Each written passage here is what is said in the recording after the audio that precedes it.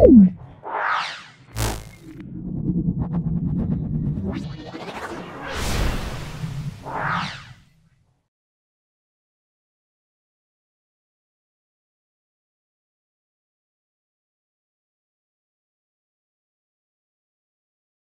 12তম school, সেটা হলো doctor Shyamaprasad Mukherjee institution solve করছি।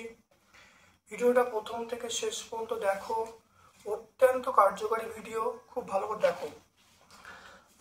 সমতল দেখো, সমতল আয়নার সঙ্গে 25 ডিগ্রি কোণে আলোকরশ্মি আয়নার উপর আপতিত হলো, প্রতিফলন কোণ কত হবে? এটা একটু আঁকছি। এটা আয়না, এটা অভিলম্ব, আলো পড়ছে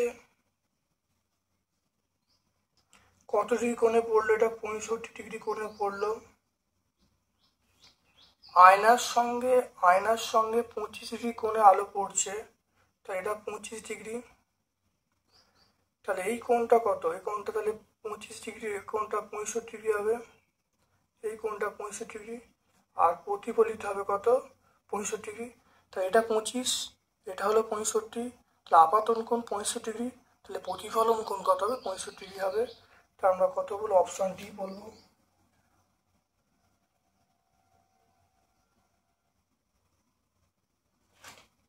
সমতল আয়নার সঙ্গে 25 ডিগ্রি কোণে একটি আলোকরশ্মি ওই আয়নার উপর আপতিত হলো, প্রতিফলন কোণ কত হবে?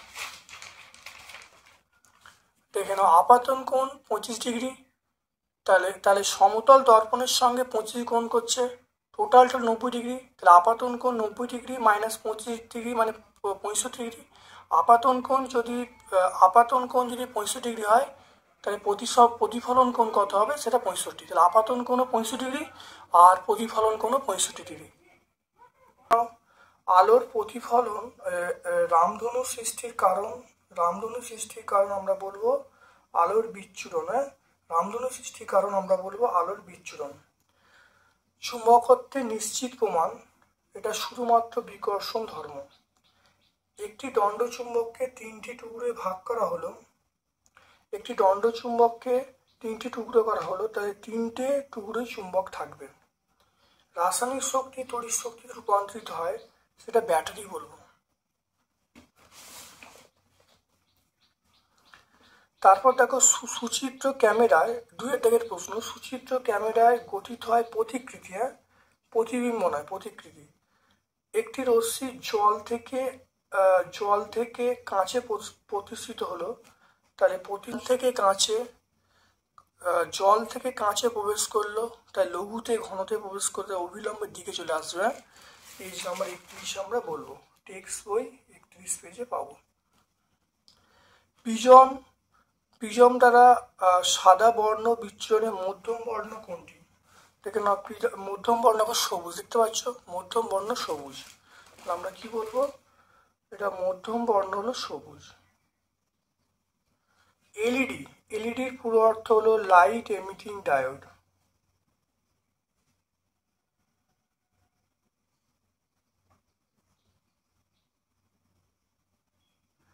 একটি জীবাশ্ম জ্বালানি আমরা উদাহরণ বলবো কয়লা বলবো, কয়লা, খনিজ তেল।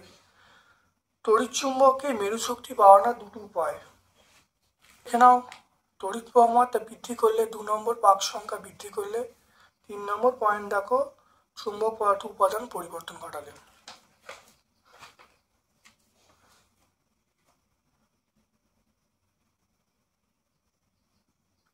প্রাইমারি সেল কাকে বলে?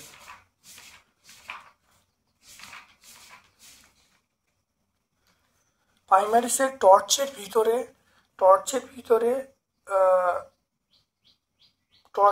সেল থাকে, তাতে উপস্থিত রাসায়নিক পদার্থ ব্যবহারের ফলে রাসায়নিক শক্তি বিদ্যুৎ রূপান্তরিত হয়। এই ধরনের সেলকে আমরা প্রাইমারি সেল বলবো।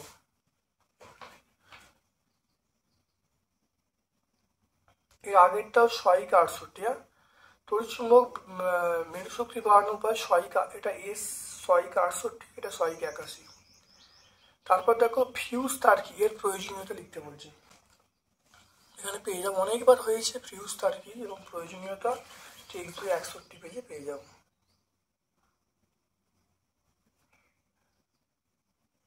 বায়ুশক্তি ব্যবহারে দুটো সুবিধা, কোন রকম পরিবেশন ঘটাবে না, আর ভাণ্ডার অফুরন্ত। 1 নম্বর হলো ভাণ্ডার অফুরন্ত, ফুরিয়ে যাওয়ার সম্ভাবনা থাকবে না। 2 নম্বর দীর্ঘদিন চলবে বায়ুকলগুলো। 3 নম্বর হলো যে পরিবেশন ঘটাবে না। এটা আমরা 96 সহায়িকায় 96-এ পাবো। এরপরে চলে এসো লাইফ সায়েন্সের কোশ্চেন। তো মূলের দেখে নাও, মূলের ডগায় টুপির মতো অংশকে আমরা বলবো মূলত্র বলবো। কাণ্ডের যে অংশ থেকে শাখা বা পাতা বেরোয়, কাণ্ডের যে অংশ থেকে শাখা পাতা বেরোয় তাকে আমরা পর্ব বলবো।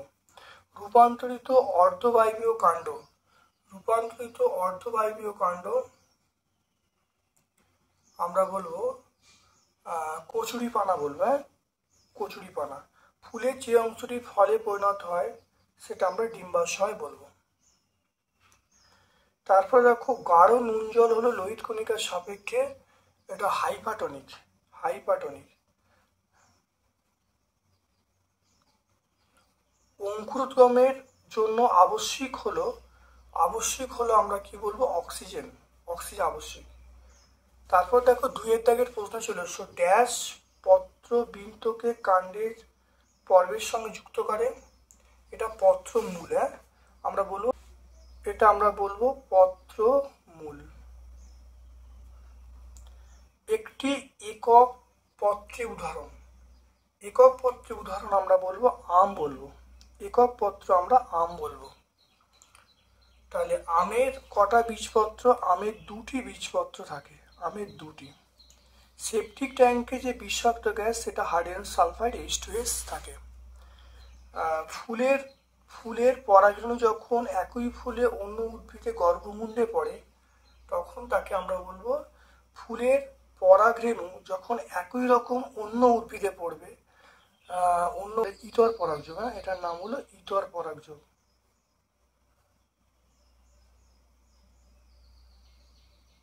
ইতর পরাগযোগ। যখন অঙ্কুরোদ্গমের সময় বীজপত্র ফাটিয়ে মাটির ওপর উঠে আসে ওই অঙ্কুরোদ্গমকে আমরা কি বলবো? এটাকে বলবো মিতভেদী অঙ্কুরোদ্গম।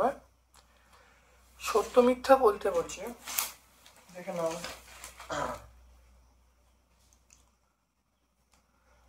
স্থায়ী অঞ্চল দেখা যায়, স্থায়ী অঞ্চল মূলের বৃদ্ধি ঘটায়, এটা মিথ্যা, এটা আমরা মিথ্যা বলবো। স্থায়ী অঞ্চল মূলের বৃদ্ধি ঘটায় না।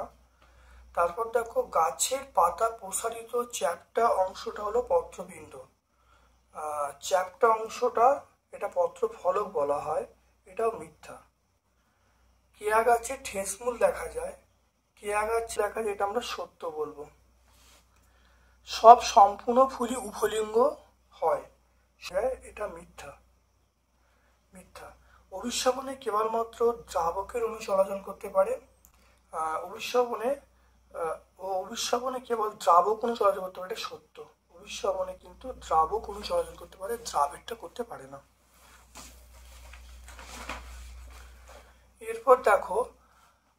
এরপর দেখো একটি আদর্শ ফলের চিত্র আঁকতে বলছে, যেখানে বহিঃত্বক, মধ্যত্বক এবং অন্তত্বক দেখাতে বলেছে।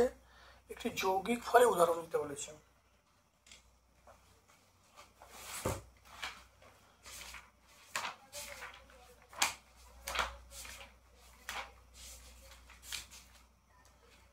এটা হলো আম হলো আদর্শ ফল।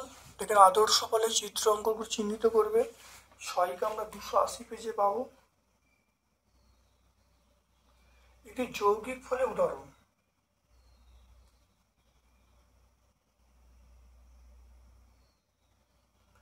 যৌগিক ফলের উদাহরণ আমরা বলবো কাঁঠাল বলবো। এটা আমরা কাঁঠাল বলবো, কাঁঠাল বলবো। ব্যাপন অভিস্রাবণে দুটো পার্থক্য বলতে বলছে, পরাগ মিলন কাকে বলে? ব্যাপন এবং অভিস্রাবণের দুটো পার্থক্য। টেক্সট বই 291 পেজে, আমরা সহায়িকা 291 পেজে পেয়ে যাব। পরাগ মিলন কাকে বলে? দেখো এখানে আমরা স্বপরাগযোগ ইতর পরাগযোগ পেয়ে যাব। এখানে আমরা এখান থেকে সংজ্ঞা দেবো, অর্থাৎ একই ফুল থেকে পরাগরেণু ওই গাছের একই ফুল থেকে পরাগরেণু ওই গাছের ওই একই ফুল থেকে পরাগরেণু ওই গাছে একই ফুল থেকে পরাগরেণু ওই ধরনের অন্য কোনো গাছে গর্ভমুণ্ডে বা অন্য উদ্ভিদে গর্ভমুণ্ডে স্থাপন হওয়াকেই আমরা কি বলবো, পরাগ মিলন বলবো, বা পরাগ মিলন বা পরাগযোগ বলবো। এই দুটো সংখ্যাকে একসঙ্গে করে দিলে হয়ে যাবে।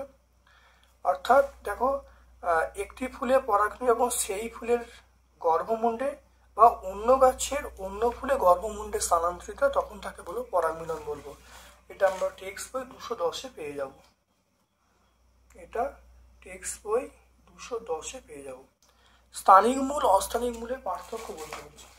স্থানিক মূল অস্থানিক পার্থক্য দেখে নাও, খুব ভালো করে দেখে নেবে। টেক্সট বই 262-তে পেয়ে যাব। এটা সহায়িকা 262।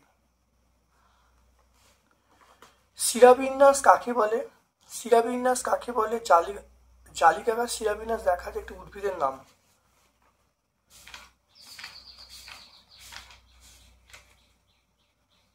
শিরাবিন্যাস হলো যে নির্দিষ্ট পদ্ধতি অনুযায়ী শিরা উপশিরাগুলি পত্রফলকে সাজানো থাকে তাকে শিরাবিন্যাস বলে। জালিকাকার শিরাবিন্যাস দেখা যায় আমরা আম পাতা বলবো, কুমড়ো পাতা বলবো, আম পাতা কুমড়ো পাতা। এটা সহায়িকা 270-এ পেয়ে যাব। সহায়িকা 270-এ আমরা পেয়ে যাব।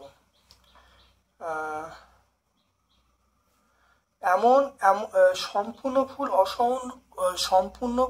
অসম্পূর্ণ ফুল উদাহরণ দিতে বলছে।